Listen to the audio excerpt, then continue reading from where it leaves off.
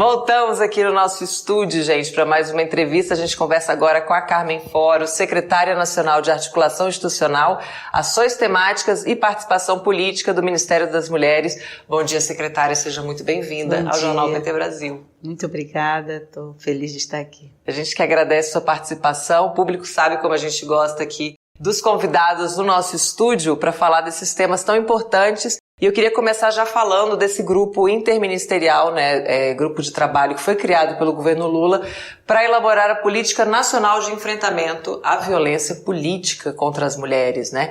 E já foi aberta a agenda oficial de trabalho na semana passada. Então a gente já começa perguntando como é que vai funcionar esse colegiado. Então, agradeço a oportunidade de estar aqui e podermos falar de algo tão importante que é o enfrentamento à violência política contra todas as mulheres, né? Contra a vida das mulheres que atuam diretamente na política. Bom, o GTI foi criado no dia 6, na verdade foi publicada, né, o decreto que cria o grupo de trabalho no dia 6 de abril e já instalamos e fizemos nossa primeira atividade no dia 5 agora. Uma atividade que pudemos ouvir 11 pessoas, né, deputadas, vereadoras, prefeitas, pessoas que foram caçadas, mulheres que foram caçadas, para fazer os seus depoimentos dessa vivência dura que é o enfrentamento à violência cotidiana na política. É que acontecem, obviamente, em todos os lugares, não só no parlamento, mas no executivo, em todas as esferas da sociedade, né? Nos sindicatos, em vários lugares a violência política acontece e é uma realidade, infelizmente, agravada no último período pelo ódio. E a gente tem um cronograma de trabalho previsto para em 120 dias, ali no mês de agosto, nós já queremos estar com os trabalhos prontos, que vão nos orientar. Primeiramente, apresentando um diagnóstico a partir da escuta das parlamentares, das parlamentares, de quem foi candidata. Como disse, é um universo bastante amplo, né, e que envolve muita gente, principalmente mulheres trans, mulheres negras, mulheres LGBTs, mulheres que estão na arena política e que sofrem muito, não só por serem mulheres, mas por serem mulheres com essa diversidade, por serem mulheres que estão convivendo com a política num ambiente odioso, infelizmente, nesse momento. Secretária, e o que representa, por exemplo, que recado passa o governo Lula quando ele mobiliza diversas esferas para combater esse tipo de violência, né, que a gente está acompanhando cotidianamente as notícias, mas não só mapear, como também criar uma estratégia nacional para combater? Pois é, nós estamos mapeando, nós vamos ter um diagnóstico, obviamente, nós queremos ter uma outra fase, que é a fase de escuta também da diversidade, sistema de justiça, o que está sendo produzido, pesquisado nas universidades, os grupos sociais, as organizações da sociedade civil e, posteriormente, acumularemos todas as propostas que serão a base para a construção dessa política. Mas o que é importante dizer aqui é que eu não lembro de nenhum outro governo que tenha pautado este tema como importante. A nossa ministra Cida tem sido protagonista numa discussão fundamental de que, enquanto houver ódio contra as mulheres, em vários espaços nós teremos muita limitação de atuação. Porque a decisão, ela é uma decisão nos espaços que decidem sobre se vamos ter salário igual, se vamos ter políticas públicas, se vamos ter condições de atuar decentemente nos lugares.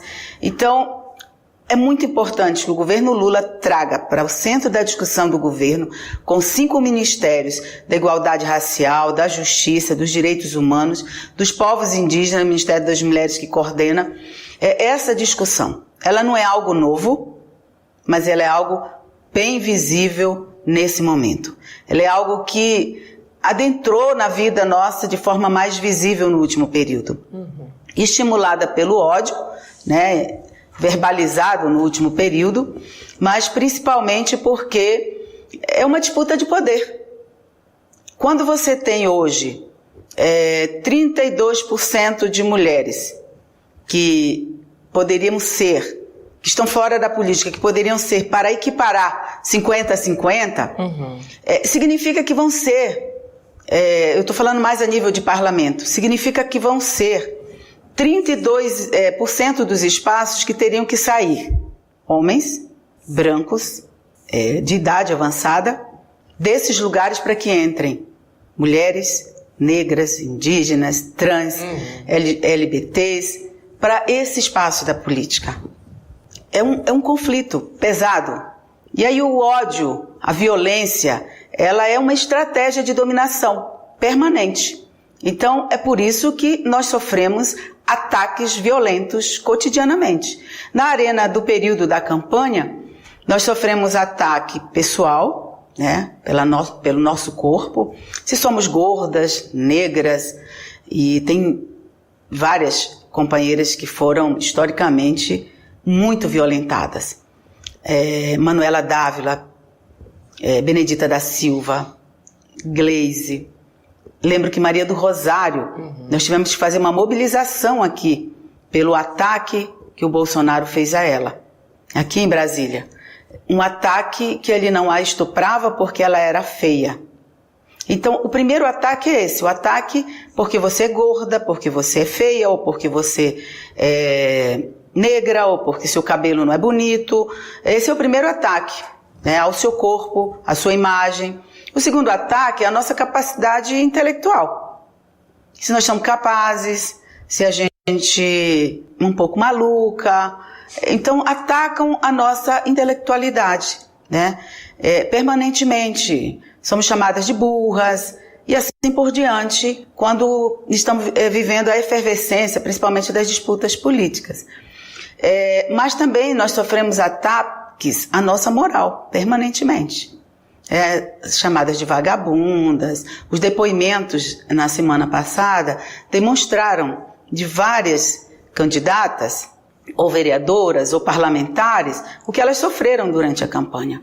Elas sofreram ataque por serem pobres, por serem da periferia, por serem negras, por serem trans, por serem tudo isso. Penso que é fundamental que a gente possa fazer essa campanha que Cida tem feito, que é uma campanha contra a misoginia, que é o ódio contra as mulheres nos espaços de poder e decisão, que se reflete no conjunto de políticas públicas, de orçamento ou de ações concretas de governos. E o governo Lula se coloca, é inédito um governo se colocar como responsabilidade de enfrentar tudo isso. Cida sempre fala que é uma grande mobilização nacional que nós temos que fazer para alterar essa condição das mulheres na política agora nas eleições de 2024. E, consequentemente, nas eleições de 2026.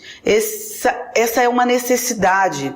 O governo não pode fazer de conta que isso não é um problema, que isso não existe. O governo tem que fazer movimentações, como tem feito, né? No 8 de março, vários anúncios do governo Lula, vem inclusive nesse sentido de empoderar cada vez mais as mulheres brasileiras. E, Carmen, como você falou também, essa questão, né, de ter mais mulheres na política, a gente automaticamente tem que pensar que ter menos homens na política. Então a gente está falando aqui de privilégios, né, que precisam ser questionados, né, e outras ações afirmativas também do governo, como o projeto de lei para equiparação salarial. Tudo isso mexe muito com as estruturas, né, machistas do país. E aí você estava falando dos depoimentos dessas candidatas, dessas mulheres da política que sofreram tanta violência. Além desses depoimentos, quem mais deve ser ouvido para a gente apontar soluções e elaborar essa política nacional de combate à violência política contra a mulher? Então, querida, é o reconhecimento de que isso existe, nós precisamos enfrentar. Nós vamos escutar o sistema de justiça, nós queremos escutar a academia, pesquisadores, grupos sociais que têm pesquisado bastante a violência na internet, a violência verbal, a violência no parlamento. Então nós precisamos ter um diagnóstico geral disso e tentar avançar no aperfeiçoamento das leis. Né? Então quando você fala assim, a gente para poder ter mais mulheres nos espaços de poder, nós não queremos diminuir o espaço dos homens. Mas quando eu penso em ter pelo menos 50% de mulheres nesses espaços de poder, hoje, com a atual presença que nós somos, que ainda é pouca, por mais que tenhamos avançado, ainda é pouca, nós teríamos que tirar, para ter 50-50, por exemplo, né, homens teriam que abrir mão 32%. Isso não é um processo fácil. É um processo de disputa pesada, né? Então, encorajar as mulheres, ter políticas públicas e ter o aperfeiçoamento das leis pode ajudar muito. E eu queria dizer de forma muito firme, de tudo que nós escutamos até agora, essa violência, ela é incomparavelmente desmedida quando se trata de mulheres negras, quando se trata de mulheres trans, LGBTs, indígenas. Tanto é que a representação dessas mulheres, nós mulheres que temos esse recorte racial e étnico, ele é algo bravo, grave, que acontece no nosso país, o desrespeito cotidiano. Então, essa escuta, com certeza, essa produção coletiva vai nos ajudar a construir uma política com muitas vozes. E, ao mesmo tempo, abrir nossa boca. Como diz uma amiga, nós temos que berrar bastante sobre a necessidade de termos mulheres diversas, né? Que esse debate interseccional precisa estar colocado ao mesmo tempo, né?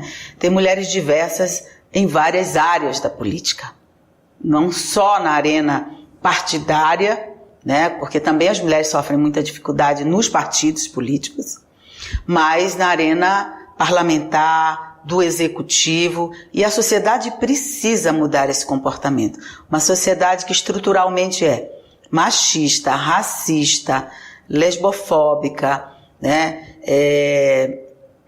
A gente precisa enfrentar isso de forma estrutural.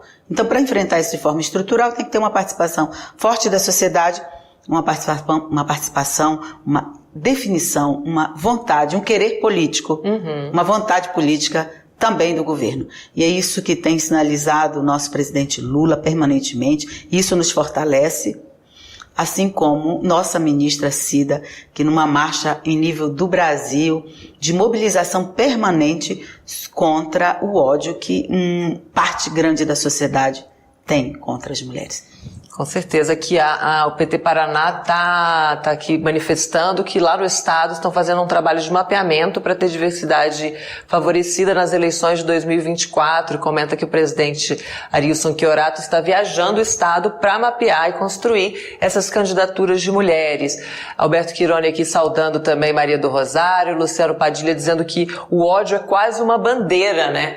Política mesmo contra as mulheres. José Negreiros comenta que o Brasil precisa e Lula sabe da importância de implementar políticas públicas igualitárias. Mulheres, negros, indígenas, pobres, periféricos, um olhar especial para todos. Aqui Paulo Carvalho te saudando, dizendo: Carmen, o seu foro é onde você quiser estar, essa competência vai te levar. Ronaldo Stresser aqui também saudando a diversidade, né? Cabelo é bonito, não há beleza, inteligência e graça maior do que das mulheres. Agradeço aos céus pelo privilégio de conviver com mulheres fantásticas. Bom dia, secretária. E, gente, muito importante, tem que votar nas mulheres também, né? Não adianta Exatamente. a gente... Nós precisamos movimentar a sociedade para que a sociedade tire essa imagem de que nós somos intelectualmente desprovida de capacidade, né? Porque foi vendida há muito tempo essa ideia e essa imagem desse lugar das mulheres, no lugar do privado, no lugar do cuidado. E eu acho que nós temos a oportunidade, com o governo do presidente Lula, com a ministra Cida, com um conjunto de políticas que estão sendo formuladas a nível do país, como, por exemplo, a Política Nacional de Cuidados, né, que pode parecer que não tem a ver com essa arena política, mas tem tudo a ver.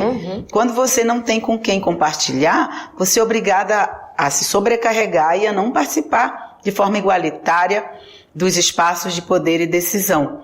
Então, é um conjunto de políticas que vão nos levar a ter mulheres em espaços de poder e decisão. Porque o quanto que é importante estarmos nesses espaços é o fato da gente poder decidir sobre o orçamento, poder decidir sobre os rumos do país. É nós por nós. É conosco que essas decisões precisam ser feitas. Elas não podem ser feitas sem a nossa presença. sem a nossa voz. Eu acho que é um exercício importante, é uma missão muito grande que nós temos. E a gente sabe também que cada vez que as mulheres avançam, a violência é uma estratégia que tende a nos dominar, nos colocar num lugar de ter nossa voz cerceada. Eu fui candidata a deputada federal e eu experimentei o que é a dor e a delícia de se colocar na política como uma pessoa que quer transformação, como uma pessoa que não se dobra a determinados jeitos de fazer política, né? E que os partidos precisam melhorar muito, né? Inclusive o nosso, por que não? Precisam melhorar muito. É inadmissível que a gente não seja levada a sério, que 4 vezes nós sejam perdoados os crimes cometidos contra nós quando se trata de finança, o jeito com que burlam ainda a lei. Então nós precisamos ser levadas a sério nesse debate de mudança do país, nesse debate da construção de um país mais igualitário e mais justo. Secretária, muito obrigada pela participação aqui com a gente. Já fica o convite aqui aberto para voltar sempre. Esse espaço segue à disposição. Eu que agradeço.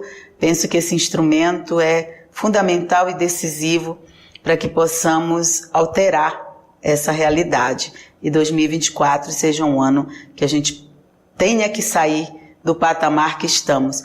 Saber que hoje, no Brasil, tem 958 municípios que não tem uma mulher vereadora.